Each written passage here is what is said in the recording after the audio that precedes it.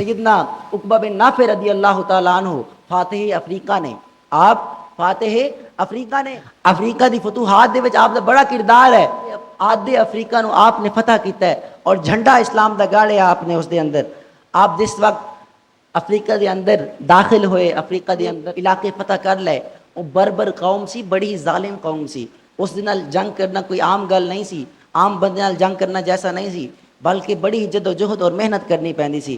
آپ ایک علاقہ فتح کرتے سن, دوسرے علاقے میں جانے سن اور قوم پہلے علاقہ چھین لیندی سی, پہلے علاقے تے آگ قبضہ کر لیندی سی. تے آپ نے سوچیا, آپ نے فرمایا کہ بھی مضبوط ایک نظام قائم کرنا چاہیے ہے. اتنے پہلے جنگل ہی جنگل سی, جنگل ہی جنگل سی.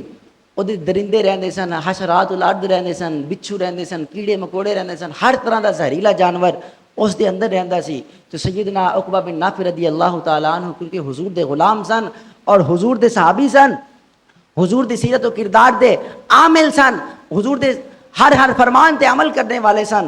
عمل کیتا ہویا سی, وکھایا سی کہ بھی ایسی صرف کردار دے غازی نہیں ہاں, صرف گفتار دے غازی نہیں ہاں, بلکہ کردار دے بھی غازی ہاں. سیدنا عقبہ بن نافع رضی اللہ تعالیٰ عنہ نے فرمایا کہ اسلام دی ایک چھاؤنی ہونی چاہیے ہے. آپ نے ایک علاقہ منتخب کیتا, اس علاقے نو ویکھیا کہ وہ علاقہ سارا جنگلات وچ گھرا ہویا ہے. آپ نے فرمایا میں ایتھے چھاؤنی لانی ہے.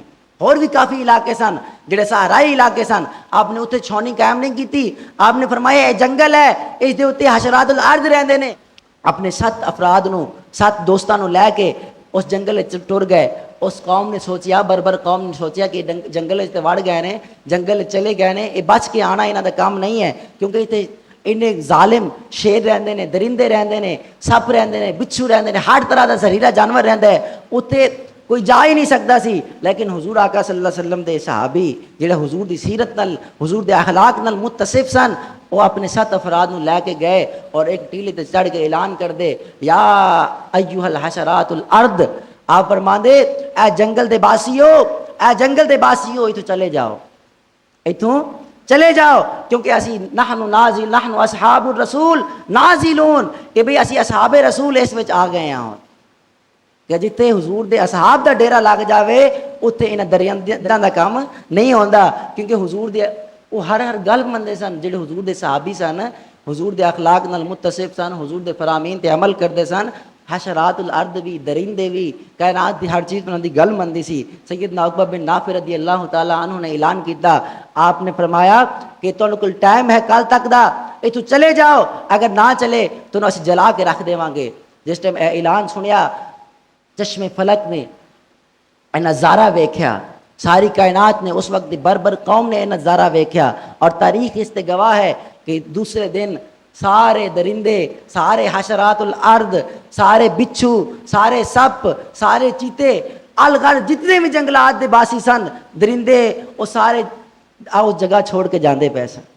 انہوں نے ویکھیا, کیونکہ وہ صحابی رسول نے حکم دیتا سی, وہ غلامان مصطفیٰ نے انہوں نے حکم دیتا سی. جس ٹائم غلامان دے مصطفیٰ دا حکم آ جاندہ ہے تو سارے اپنی اپنی جگہ چھوڑ کے چلے جاندے نے. تے تاریخ گواہ ہے, آج بھی جڑے زمین دے ماہر ہوندے نے, ماہر ارضیات نے, وہ آج بھی پریشان نے کہ بھائی اے جڑی جگہ ہے, انہیں درندے سن, یہ چھوڑ کے گئے کیویں سن, ایک آواز تے, ایک پکار تے. لیکن اس دے وچ گل یہ ہے کہ انہوں نے حضور نال وفا کیتی سی, حضور دی سیرت تے عمل کیتا سی. اس واسطے انہاں دی ہر چیز, ہر درندہ, ہر کائنات دی ہر چیز گل مندی سی.